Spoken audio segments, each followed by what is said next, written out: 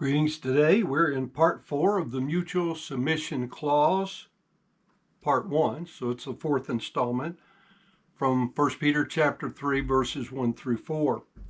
We're returning now to 1 Samuel chapter 16. We begin at verse 10 about the selection of process where God has sent Samuel down to Jesse's house to anoint one of his sons to be king, replacing Saul. Verse 10 says, And Jesse made 7 of his sons to pass before Samuel. And Samuel said unto Jesse, The Lord hath not chosen these.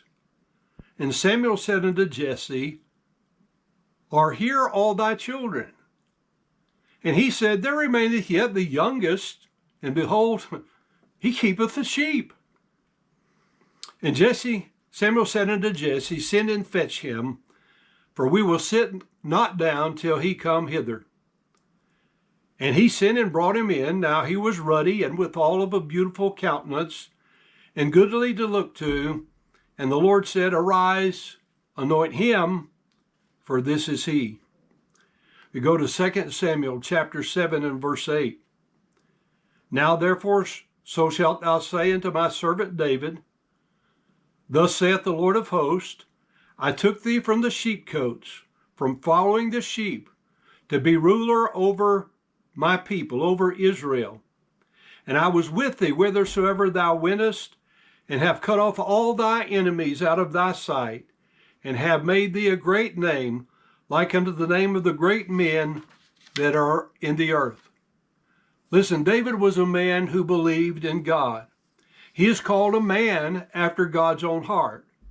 He had to deliver the sheep from a bear and a lion, and he very accurately gave God the credit. He said that God delivered the lion.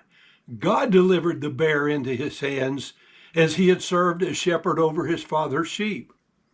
God had also delivered Goliath and the Philistines into his hand, as well as every enemy while he served as shepherd over God's sheep, the nation of Israel. 1 Peter 3:4 then literally says, But let it be the inner ornaments of the hidden man of the heart, by means of the uncorrupted thing of the meek and quiet spirit, which spirit is as being a very precious or valuable thing in the sight of the God. Jesus often confronted the Pharisees of his day because they majored on the externals of a man's life and ignored the internals. In Matthew chapter 23, verse 25, we find he says, Woe unto you, scribes and Pharisees, hypocrites, he called them. For you make clean the outside of the cup and platter, but within you're full of extortion and excess. Thou blind Pharisee, cleanse first that which is within the cup and platter, that the outside of them may be clean also. Woe unto you, scribes and Pharisees, hypocrites, for ye are like unto whited sepulchres, or whitewashed sepulchres, which indeed appear beautiful outward, but are within full of dead men's bones and of all uncleanness. Even so ye also outwardly appear righteous unto men, but within you are full of hypocrisy and iniquity. Still today we have religious groups that emphasize the non-adorning of a person's external appearance, believing and purporting that such increases one's inner spirituality. But we'll read 2 more verses from Matthew 23 as we conclude today. Verses 23 and 24. Woe unto you, scribes and Pharisees, hypocrites!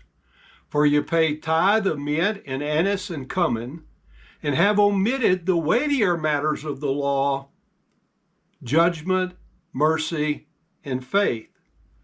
These you ought to have done, that is, the weightier matters of the law, and not to leave the other undone, the paying of tithes. He says in verse 24, You blind guides, which strain at a gnat and swallow a camel. That's Jesus' description of those who focus on the externals more than the internals.